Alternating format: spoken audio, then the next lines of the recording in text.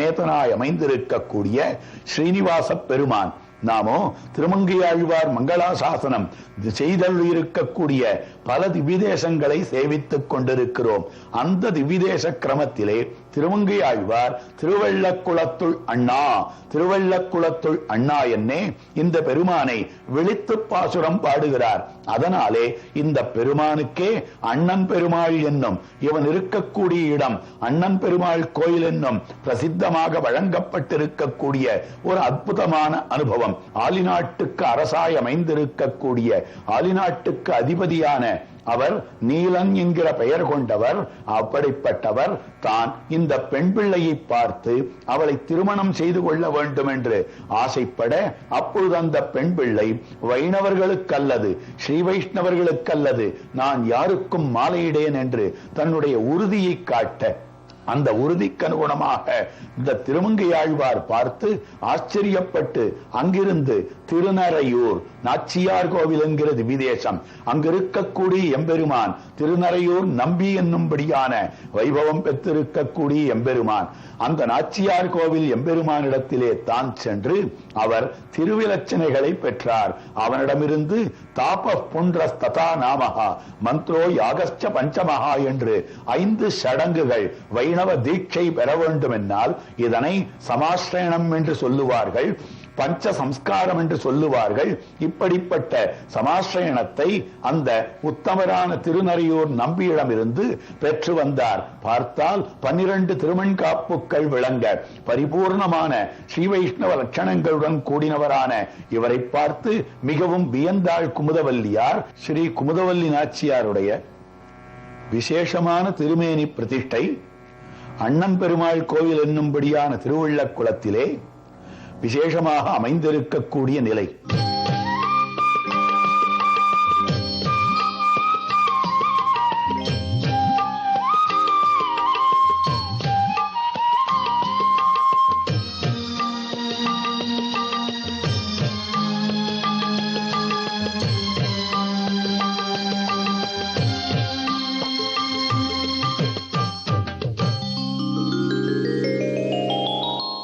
குமுதவல்லியிட்ட கட்டளைப்படி வைணவ லட்சணத்துடன் திருமண் காப்பு தரித்து துளப மணி அணிந்து மங்கை மன்னன் மாறுபட்ட கோலத்துடன் மங்கை சொன்ன சொல்லை ஏற்றார்.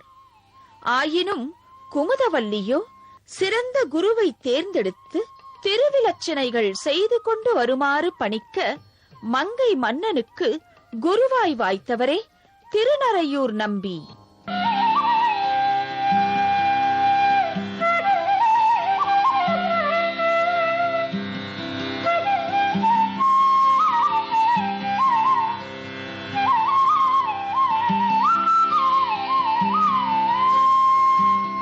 வியூக வாசுதேவனாக எம்பெருமான் எழுந்தருளியிருக்கும் திருத்தலமே திருநறையூர் என்னும் நாச்சியார் கோவில். ஸ்ரீனிவாசன் என்னும் திருநாமத்துடன் வஞ்சுளவல்லி நாச்சியாரை மணந்த திருக்கோலத்திலே காட்சி தரும் எம்பெருமான் தன்னுடைய 2 திருக்கைகளிலும் சங்கு சக்கரங்களை சற்றே முன்னே பிடித்தவாறு மாடக் கோவிலில் எழுந்தருளியுள்ளான். திருமங்கை மன்னனுக்கு தானே குருவாக இருந்து பஞ்ச சம்ஸ்காரம் செய்வித்தமையால் இவ்வித திருக்கோலத்தில் காட்சி தருகிறார் திருநறையூர் நம்பி. ஸ்ரீனிவாசன் என்னும் திருநாமத்துடன் திருவேங்கடம், திருநறையூர், திருவள்ளக்குளம், திருவிண்ணகர் போன்ற திவ்ய தேசங்களில் எம்பெருமான் காட்சி தருகிறார். வஞ்சுளவல்லி மணாலன் உரையும் வகுளாரண்ய கஷேத்திரமான திருநறையூரில் காட்சி தருபவன் ஸ்ரீனிவாசனே. வகுளாபரணன் என்னும் நம்மாழ்வார் அகலகில்லேன் இறையுமென்று அலர்மேல் மங்கை உரை மார்பா என்று மங்களாசாசனம் செய்த திருவேங்கடத்தில் உரைபவனும் ஸ்ரீனிவாசனே.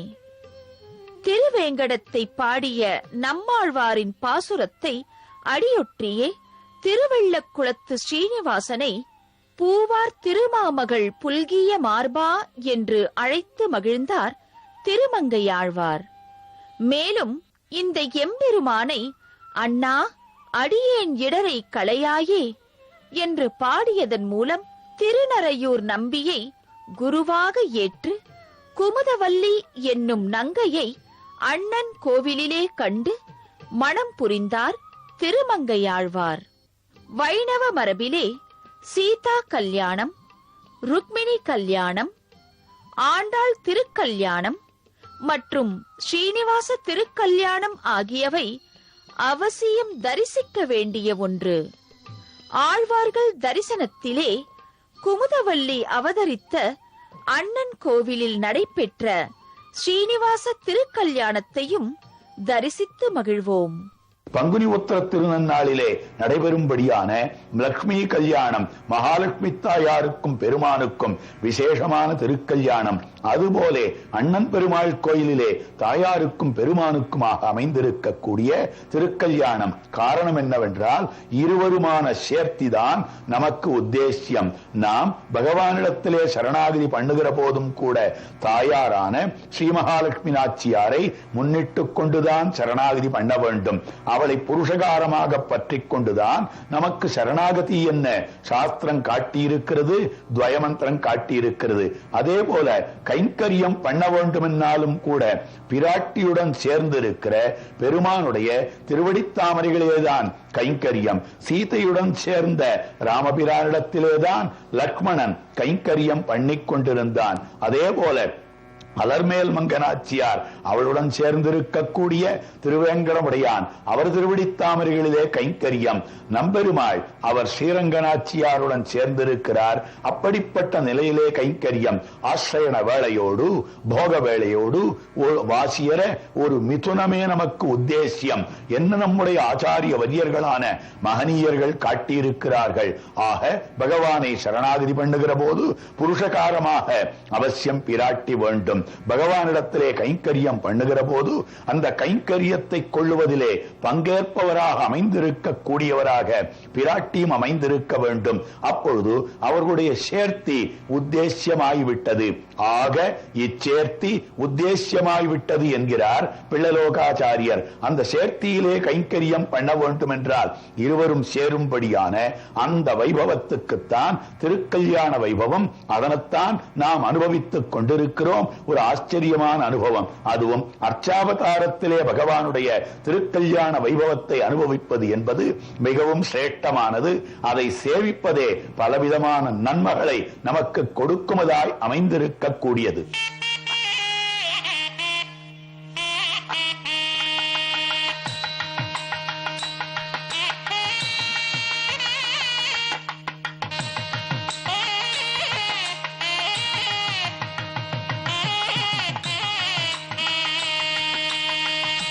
ஸ்ரீனிவாச பெருமாள் மாப்பிள்ளை திருக்கோலத்துடன் தன் சந்நிதியை விட்டு எழுந்தருளி அலர்மேல் மங்கை தாயார் சந்நிதிக்கு வந்து நிற்கிறார்.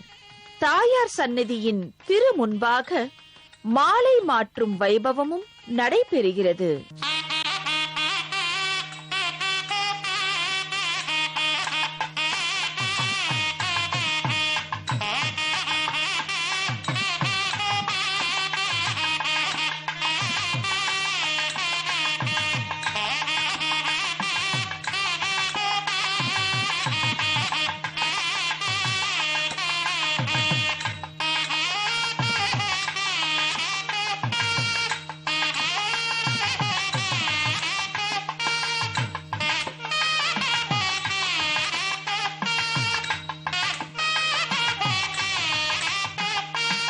பின்பு தாயார் சந்நிதி மண்டபத்திலே வைதீக முறைப்படி திருக்கல்யாண உற்சவம் தொடங்கப்படுகிறது.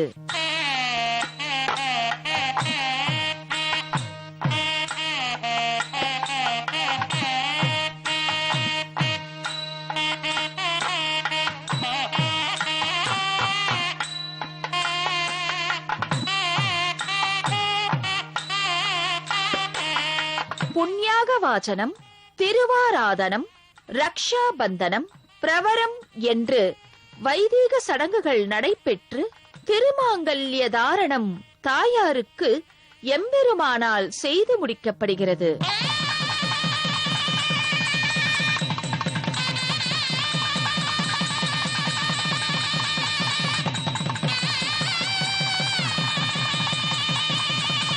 நம்முடைய நாராயணன் நம்பி ஸ்ரீனிவாசன் செம்மையுடைய திருக்கையால் பத்மாவதி தாள் பற்றி அம்மி மிதித்து பொறியிட்டு நல் மந்திரம் ஓதி நடந்த திருக்கல்யாணத்தை தரிசித்த நம் கண்கள் செய்த பாக்கியம்தான் என்ன?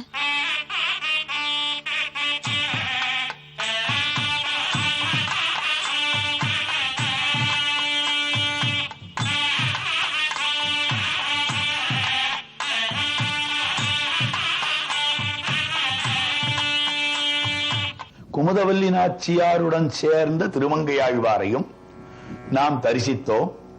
அதே போல அந்த திருமங்கையாழ்வார் தரிசித்த அண்ணன் பெருமாள் ஸ்ரீனிவாசனான எம்பெருமான் அவனுடைய திருக்கல்யாண வைபவத்தையும் இந்த ஆழ்வார்கள் தரிசனத்திலே நாம் தரிசித்தோம்.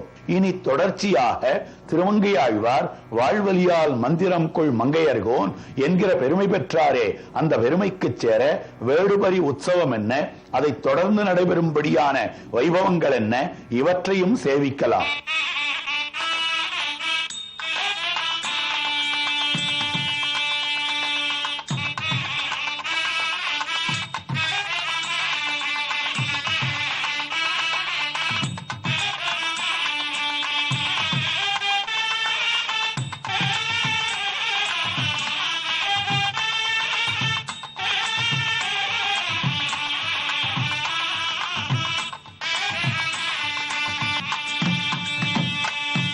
இந்த நிகழ்ச்சியை பற்றிய உங்கள்